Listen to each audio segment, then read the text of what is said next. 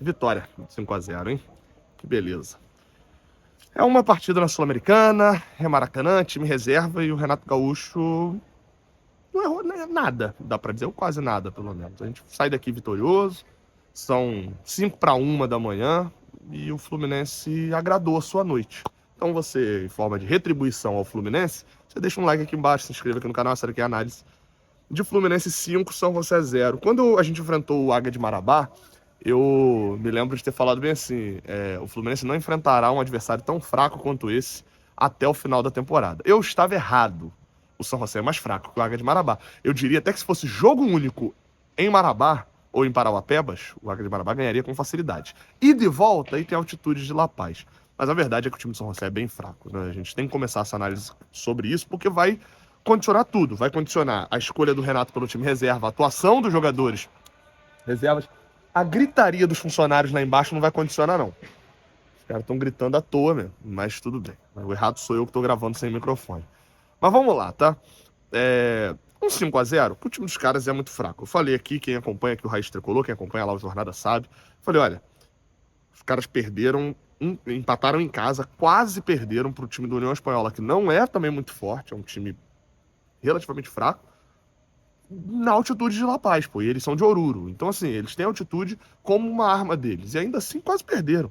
Então, de fato, era um time, a gente viu o aquecimento aqui dos goleiros, pô, um desempenho baixíssimo, assim, o goleiro não conseguia encaixar uma bola e tal, enfim. Então, os caras vieram para poder fazer no Maracanã o jogo da sua vida e tal, mas não necessariamente dentro de campo. Os caras vieram para fazer o jogo da sua vida na história mesmo. Sabiam que apanhariam. E o Renato Gaúcho, sabendo disso, o primeiro acerto dele, foram alguns acertos dele nesse jogo, o primeiro acerto dele foi poupar o time. Poupou o time praticamente inteiro, quis dar alguns minutos pro Samuel, porque não viu o Samuel direito no jogo passado, com a lesão do Guga precisaria ver mais vezes, e o Fábio, porque o Fábio é fominho e vai jogar todas mesmo. Quem precisava de ritmo? Ganso. O Ganso precisava de ritmo de jogo, bota ele para jogar. O resto, mete o reservaço. Subiu o Léo Jance, deu um jogo tranquilo pro moleque estrear no profissional e botou o segundo acerto dele, tá? Faz a gente olhar com mais carinho pra Xerém, pra jogadores que não estão no hype. A gente focou muito, e eu admito até um erro meu também, focou muito no Wallace Davi, no Isaac e no Riquelme, como se todo mundo que estivesse na base fosse horroroso além desses três. Não é. Tem moleque que vai se destacar e que pode se destacar e que pode ser importante em momentos como esse, onde não era pra gente estar botando aqui os principais jogadores nesse jogo. Outro acerto do Renato, tá? Confiança pro Everaldo. O Everaldo é um centroavante que na verdade, eu não fiz alguns elogios. Eu defendi o Everaldo de algumas críticas quando ele chegou. E uma delas era assim: tá trazendo um atacante de Série B, o Everaldo só faz gol em Campeonato Baiano. Então, e eu trouxe aqui para poder mostrar: olha, a média dele de gols é de mais ou menos 10 gols por temporada na Série A do Campeonato Brasileiro. Isso ele sendo titular, ou sendo titular só em metade dos jogos, entregou 8 no ano, 9 no outro, 14, 15 no outro. É um atacante que faz gols em Série A, faz gols em nível alto. E aí eu já estava pronto para poder criticar o Everaldo antes desse jogo, mas preferi não fazer, que era o Everaldo que eu estava vendo nos outros clubes não está no Fluminense. E esse jogo não muda a análise. De fato, ele fez gol e outra vez num adversário de um nível muito baixo. Fez 2 gols contra o São José e tinha feito gol no Águia de Marabá. Isso não credencia ninguém a jogar pelo Fluminense, porque, como eu falei, eu achei que a gente não fosse enfrentar um time tão fraco quanto o Águia de Marabá. Enfrentamos o São José, ainda tem a Aparecidense, que não é no mesmo nível, mas também é num nível muito baixo. Só que a maior parte dos jogos do ano não são contra esse nível, são contra Cruzeiro, Atlético Mineiro, Grêmio, Fortaleza, Bahia e os demais times de Série A do Campeonato Brasileiro. Esse é o torneio que a gente vai jogar 18, na verdade 38 vezes. Só que assim, jogo contra um adversário muito fraco é para você ganhar ponto. O Everaldo teve basicamente 4 chances de gol. Em uma ele preferiu tocar pro Keno, em outra ele chutou, o goleiro defendeu. E nas outras 2 ele fez 2 golaços que mostraram recursos de um atacante que já estava sendo muito criticado, porque de fato não vinha demonstrando esses recursos no jogo que entrava. Mostrou um chutaço de fora da área, que ele fez alguns gols assim no Bahia, acho que inclusive ele fez um nesse ano, nessa temporada assim pelo Bahia lá no início do ano. Chutaço, que foi o do 1-0, e mostrou recurso para fazer um gol de voleio também. E assim, se não é um gênio da posição e tá longe disso, é um atacante que compõe o elenco do Fluminense hoje. E que pode, acho que, entregar ao longo do ano mais alguns gols. Aí talvez vai ter que se provar num nível mais acima. Hoje ele tinha como se provar no nível mais acima? Não, hoje ele só tinha como se provar no nível baixo mesmo. E ele se provou. O Renato deu algumas chances para jogadores que pareciam pedir passagem e que no jogo de hoje não aproveitaram. Lescano, Lavega, Keno, são 3 jogadores que, para mim, no jogo de hoje, poderiam ter os 2 primeiros entrando no segundo tempo, o outro começando o jogo. Poderiam ter se destacado mais. O Lavega e o Lescano não se destacaram. O Keno, acho que conseguiu algumas jogadas, mas nada de espetacular. Talvez na briga com o Canóbio, o Renato fala na coletiva que gosta do Keno, é um jogador que ele gosta. Talvez ele vá precisar do Renato gostar bastante dele para poder vencer o Canóbio pelo que fez até agora na temporada. Não, para mim o Keno não aproveitou essa chance. Não quer dizer que ele seja o pior jogador do mundo ou que ele nunca mais jogue com o Renato. Mas quer dizer que ele poderia ter aproveitado mais. Outro acerto do Renato para mim. Aproveitou um San José que jogava muito adiantado e botou um lado direito do Fluminense, que tem um certo. Não dá pra dizer que é um entrosamento, mas Nonato, Samuel Xavier já jogaram juntos ali. Lá atrás e jogaram agora de novo.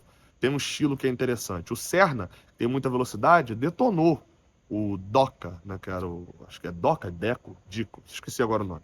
Do lateral dele, de lateral esquerdo, na velocidade. O Serna teve muita oportunidade de linha de fundo.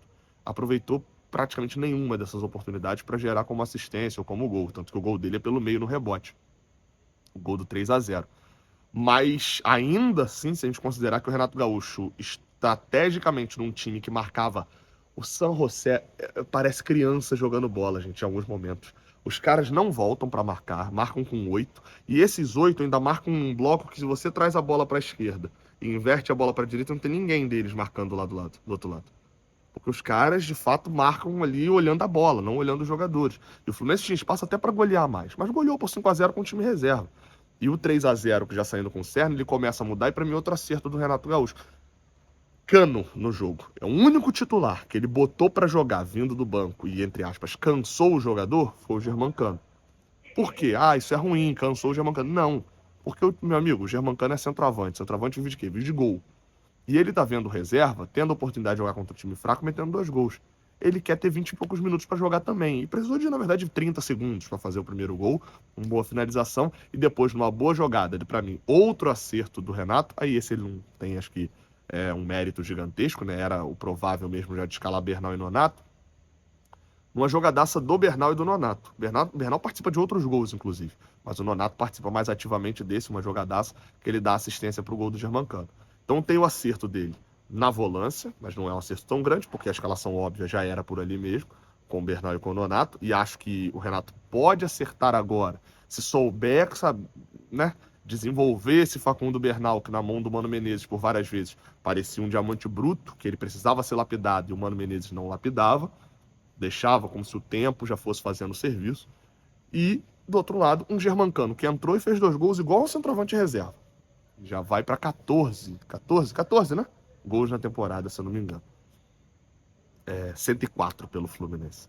A temporada do Germancano em 2025 pode não ser igual a 2022, pode não ser igual a 2023, mas ela definitivamente já não é 2024. Ela é uma temporada boa. Se o Germancano não vai parar, não vou nem falar isso não, porque não vai parar, né? Se o Germancano fizer mais 10 gols aí só no ano, ele faz uma temporada de 20 e poucos gols. Quantos atacantes do Brasil têm temporada de 20 e poucos gols?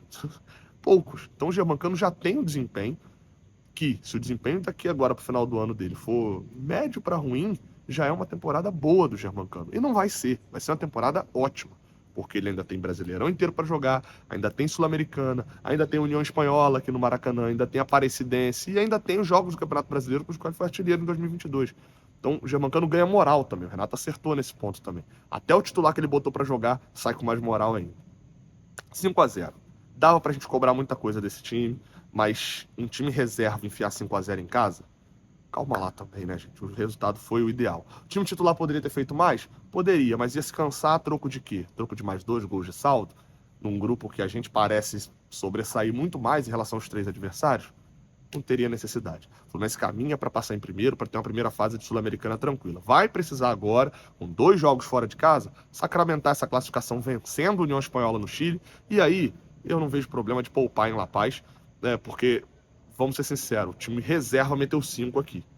Dá para jogar em La Paz e até conseguir essa vitória acima de 3.500 metros acima do nível do mar, mesmo com talvez um time mais alternativo. O Fluminense caminha para poder ter uma primeira fase tranquila de Sul-Americana e poder se preocupar mais com o Brasileirão.